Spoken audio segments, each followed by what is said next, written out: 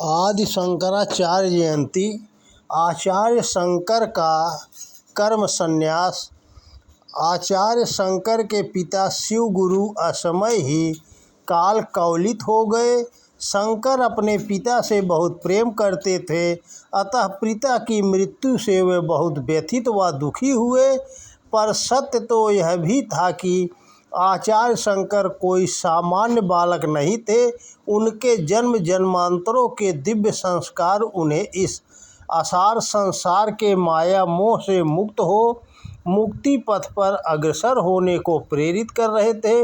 उनके भीतर वैराग्य की भावना निरंतर बलवती व अत्यंत ही प्रबल होती जा रही थी।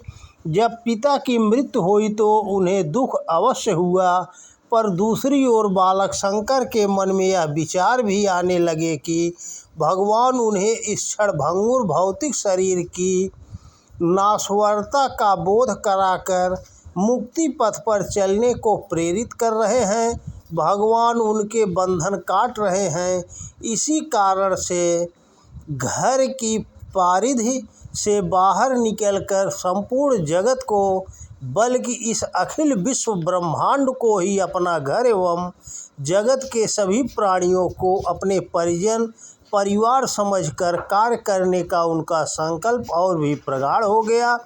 अपने पिता का दाह कर्म करते समय भी बालक शंकर इस भौतिक जगत व भौतिक शरीर की नश्वरता, क्षणभंगुरता, अनित्यता आदि का ही विचार कर रहे थे। वे सोच रहे थे कि मनुष्य को एक दिन मरना ही है, तो पेट, परिवार व प्रजनन को संकीर्ण परिधि में रहकर ही इस मनुष्य जीवन को क्यों समाप्त किया जाए। वह कीड़े मकोड़ों की भांति क्षुद्र स्वार्थ से परिपूर्ण जीवन व्यतीत करके क्यों मरे। इस जीवन को तथा इस जीवन के छोटे छोटे सुखों को ही सत्य व सर्वस्व समझकर उसके पीछे इस जीवन को क्यों समाप्त करें। इस नाशवान शरीर को जब छोड़ना पड़ता है तब व्यक्ति को बहुत दुख होता है, क्योंकि वह अपने भौतिक शरीर व भौतिक सुखों को सर्वस्व व नित्य समझकर जीवन भर उनके प्रति आसक्त रहता है व उस आसक्ति के बंधन में बंधा रहता है। आचार्य शंकर के मन में विचार आ रहे थे कि श्रेष्ठ तो यही है कि एक महान ध्येय को लेकर सन्मार्ग पर जीवन भर बढ़ते चले जाएं, तथा उसी ध्येय के लिए यदि जीवन को समाप्त करने की आवश्यकता आन पड़े तो भी हम ऐसा करने को सहर्ष तैयार हैं।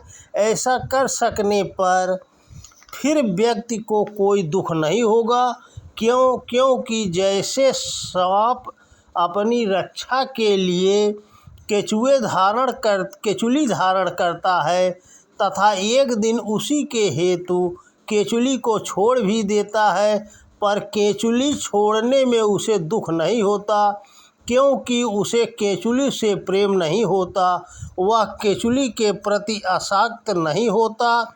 ये सभी विचार बालक शंकर के मन में उमड़ घूमड़ रहे थे। माता आर्यबा तथा अन्य संबंधी बालक उनकी इस प्रवृत्ति को भांप चुके थे और चिंतित भी रहते थे। शंकर घर बार छोड़ इस जगत को ही अपना घर एवं समस्त प्राणियों के ही अपना कुटुंब मानकर गृह त्याग कर प्रव्रज्या करना चाहते थे। वे वैदिक धर्म के उद्धार के लिए कुछ करना चाहते थे। शंकर की माता आर्यबा स्वयं विदुषी थी और अपने देश व धर्म से प्रेम करती थी। वे चाहती थी कि शंकर के हाथों वैदिक धर्म का उद्धार हो, परंतु उनको यह पसंद नहीं था कि शंकर घर बार छोड़कर काम करे। उनकी इच्छा थी कि शंकर विवाह करे, घर गृहस्थी चलाए तथा उनके साथ साथ जितना हो सके उतना वैदिक धर्म का उत्थान करने का भी प्रयत्न करे। माता आर्यबा का ऐसा सोचना स्वाभाविक भी था, क्योंकि माता का अपने पुत्र से स्वाभाविक प्रेम होता है, लगाव होता है। और फिर शंकर के पिता भी तो संसार छोड़ चुके थे, इसलिए माता आर्यबा ने शंकर को मनाने का हर संभव प्रयास किया। वे बोली, पुत्र, तो क्या तुम अपनी वृद्ध माँ को छोड़कर चले जाओगे? उन्हें लगता था कि शायद सांसारिक बंधन शंकर को प्रव्रज्या पर न जाने दे, पर सच तो यह है कि नियति ने जिसे वैदिक धर्म के उद्धार के महान उद्देश्य के लिए इस धरती पर भेजा था, वह किसी बंधन में कैसे बंध सकता था। इसीलिए तो उनके भीतर धधक रही वैराग्य की अग्नि में माया मोह के सारे बंधन स्वमेव नष्ट हुए जा रहे थे। माता आर्यबा ने फिर कहा, पर बता, मेरा श्राद्ध संस्कार कौन करेगा? फिर कौन देगा सभी पितरों को पानी? आचार्य शंकर ने उत्तर दिया, मैं करूँगा संस्कार माँ, और मैं दूंगा अपने पितरों को पानी। माँ ने पूछा, और फिर तेरे बाद?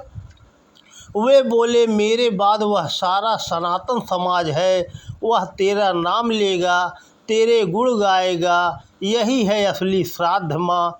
यदि वैदिक धर्म व समाज नष्ट हो गया तो फिर तू ही बता माँ, कोई 2 हाथ 2 पैर वाला तेरे वंश में हुआ भी तो क्या वह तुझे पानी देगा, कभी तेरा नाम लेगा? उसकी माँ के पास उनके इस प्रश्नों का उत्तर नहीं था, पर तब भी उन्होंने शंकर की प्रार्थना का उस समय कोई उत्तर नहीं दिया। अंततः नदी में स्नान करते हुए बालक शंकर को एक ग्राह के द्वारा पकड़े जाने पर माता आर्यबा को उन्हें संन्यास की आज्ञा देनी पड़ी। बालक शंकर गृह त्याग कर निकल पड़े। भला शंकर के विशाल हृदय की भूख समस्त जगत व वैदिक धर्म की धर्म ध्वजा लहराने फहराने के लिए उनके अंतस से उठती आकुल पुकार एक परिवार की छोटी सी परिधि में कैसे शांत हो सकती थी। सो अपनी माता को प्रणाम करके शंकर गुरु की खोज में निकल पड़े। अंतःकरण में प्रबल वैराग्य की भावना लिए व प्रचंड आत्मविश्वास की शक्ति लिए शंकर मुक्ति पथ पर, ईश्वर के पथ पर बढ़े चले जा रहे थे। उनके पथ पर बढ़े चले जा रहे शंकर के लिए उनका आत्मविश्वास व ईश्वर विश्वास ही उनके लिए एकमात्र सहारा था। वे पथ पर चलते हुए बड़ी शांति तथा अपने अंतस में एक प्रकार की चैतन्य शक्ति का अनुभव कर रहे थे, और वही उन्हें स्फूर्ति प्रदान कर रही थी। उन्हें अनुभव होने लगा कि मानो स्वयं भगवान अच्युत उनकी अंतरात्मा में प्रविष्ट हो गए हैं। उसी समय उन्होंने अच्युताष्टक नाम की भक्तिभाव से परिपूर्ण कविता की रचना की तथा अपनी आत्मा की प्रेरणा के अनुसार भगवंत गोविंद पाद के आश्रम की ओर उनसे विधिवत संन्यास ग्रहण करने के लिए चल पड़े। मार्ग के कष्टों की चिंता न करते हुए, भूख प्यास की परवाह न करते हुए अपने ध्येय मार्ग पर बढ़े चले जा रहे थे। बाल सन्यासी की ऐसी लगन को देखकर लोग आश्चर्यचकित हो रहे थे, पर शंकर के लिए सन्यास का अर्थ संसार को छोड़कर वन में तपस्या करना कतई नहीं था।